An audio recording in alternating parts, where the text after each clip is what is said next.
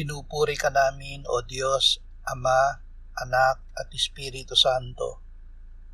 Salamat, Ama, na ibinigay mo sa amin si Jesus na iyong anak, na namatay para sa aming kasalanan, iyong muling binuhay, iniakyat at iniluklok sa iyong kanan sa langit.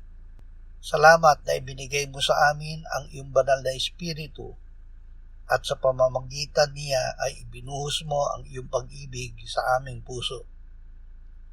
Salamat, Ama, na kami na sumasampalataya at tumanggap sa iyong anak ay ipinanganak mong muli at naging iyong mga anak.